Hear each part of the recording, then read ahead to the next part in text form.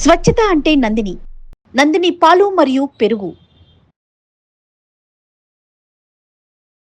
నమస్తే రమగారు. నమస్తే జీ. రమగారు, ఏదైనా చిన్న కథ చెప్తారా?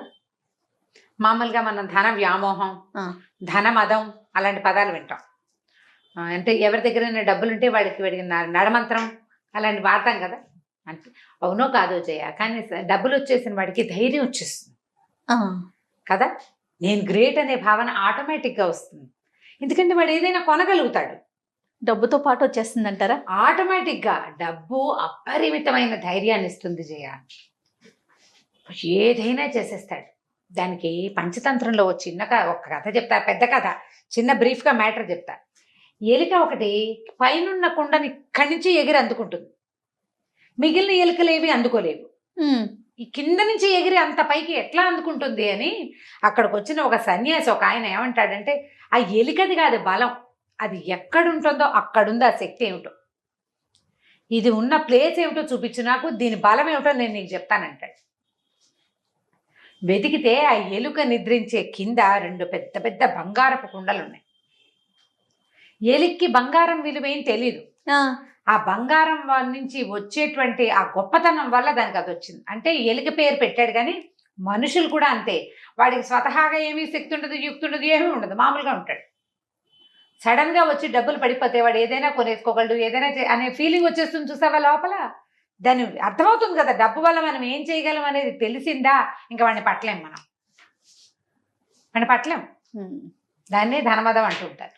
ఆ కథని అట్లా చెప్పారు మనకి పంచతంత్రంలో. అదే ఎలుక్కి వచ్చిన బలం ఎందుకు వచ్చిందంటే దాని కింద ఉన్న డబ్బు వల్లే. ఆ డబ్బులు తీసేసాక అది బలహీన, అది ఎత్తుకోలేదు, ఎగిరి పట్టుకోలేకపోతుంది. అంతేగా, ఎగిరి కింద పడుతుంది అన్ని ఎలుకల్లాగానే. దానికి తెలిసిపోతుంది నా బలం అంతా పోయింది అని. డబ్బు పోతే బలం పోతుంది, నీకు బలం కావాలంటే డబ్బు సంపాదించాలి అని చెప్తుంది పంచతంత్రం. ధనమే ప్రధానమైన బలం మనుషులకి. అయితే దాని మీద ఒక చిన్న చందమామ కథ చెప్తా. ఒక ఊళ్ళో ఒక వీరయ్య గారని ఒక ఆయన ఉన్నాడు. ఈ వీరయ్య గారికి ఓ భార్య కొడుకు ఉండేవారు. పిల్లవాడు కొంచెం 4-3 ఏళ్ళు వచ్చాక భార్య రెండోసారి కనలేక చనిపోయి, ఈయన ఏం చేశారంటే ఈ పిల్లాడిని చూసుకోవటానికి చంద్రమతి అని ఒక ఆవిడని మళ్ళీ పెళ్లి చేసుకున్నారు. ఆవిడ మహాసౌందర్యవతి. ఆయనకి బాగా భయంగా ఉండేది, ఇది సౌందర్యవతి ఇది ఏం చేసేస్తుందో అని. పిల్లాడిని సరిగ్గా చూడదేమో అని అనుకునేవాడు, కానీ పిల్లాడు మాత్రం ఆవిడకి బాగా మాలిమయ్యాడు. ఆవిడ కొంచెం వయసు పెద్దదే, లేట్ మ్యారేజ్ ఆవిడకి. పిల్లాడితో చాలా బాగా ఉండేది. పిల్లాడు పిన్ని కలిసి ఉండేవాళ్ళు, కానీ ఈయనకి భార్య మీద అనుమానంగా ఉండేది. ఇది ఇంత అందగత్తె, ఏం చేస్తుందో.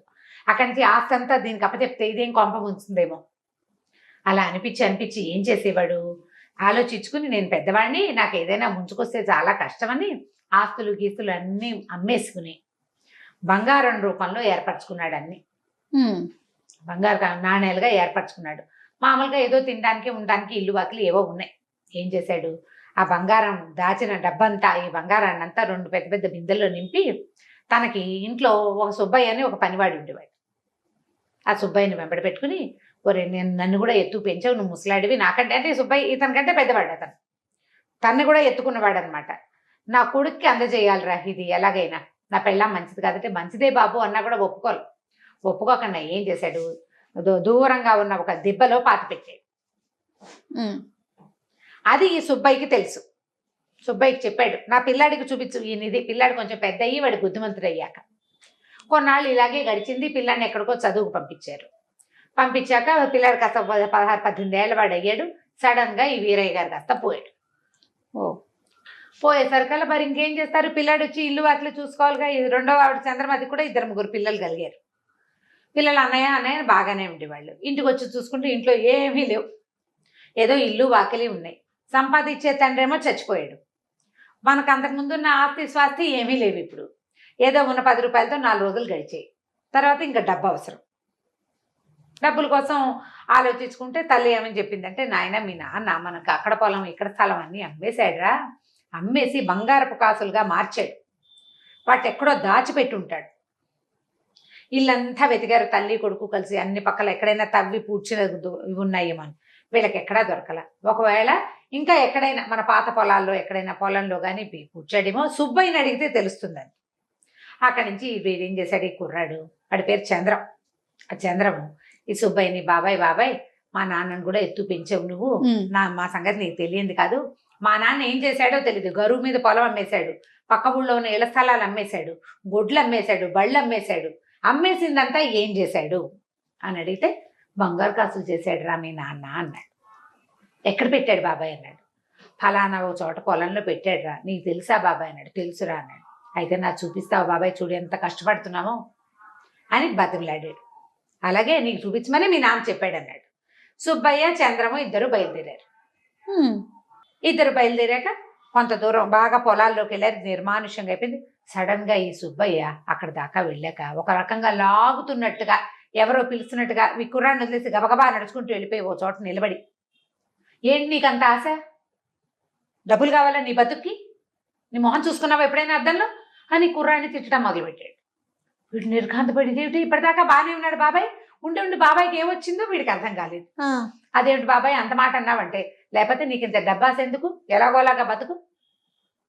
అసలు ఆ డబ్బంతా ఎక్కడుందో నాకు ఒక్కడికే తెలుసు.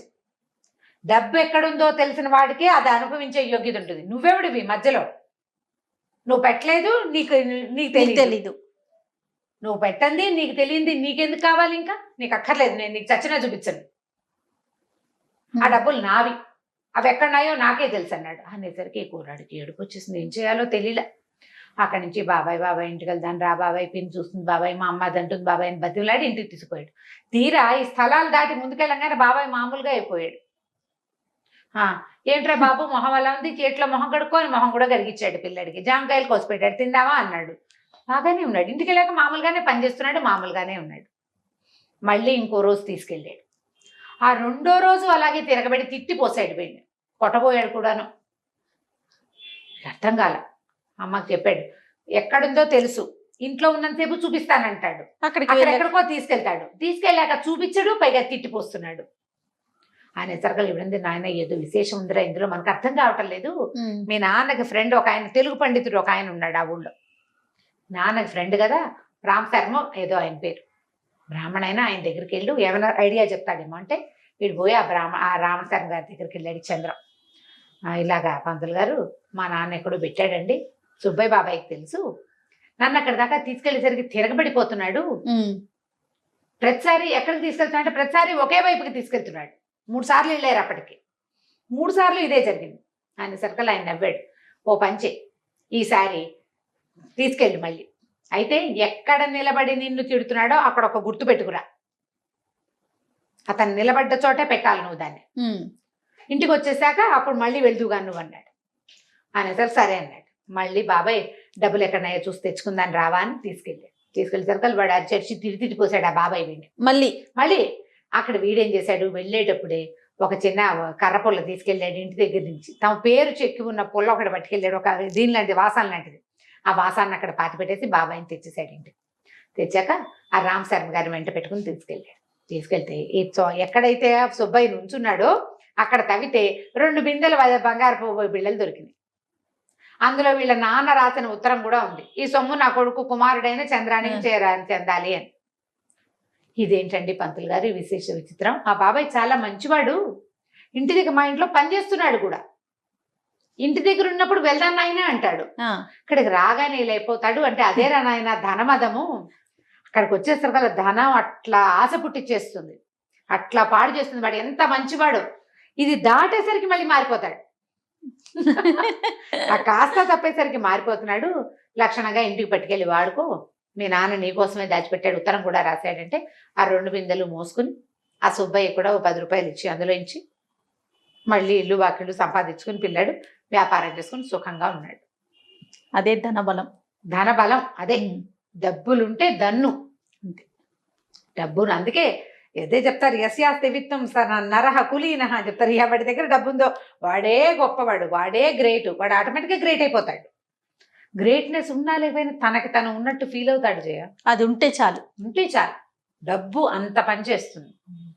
కాబట్టి సంపాదించాలి, అది ఖచ్చితంగా సంపాదించాలి, అలానే నిల్వ చేసుకోవాలి, సేవ్ చేయాలి. అదే రైట్ రమ్య గారు, నమస్తే అండి. నమస్తే జయ. ఈ వీడియో కనుక మీకు నచ్చినట్లయితే లైక్ చేయండి, షేర్ చేయండి. మరిన్ని వీడియోస్ కోసం మా ఛానల్ని సబ్స్క్రైబ్ చేసుకోండి.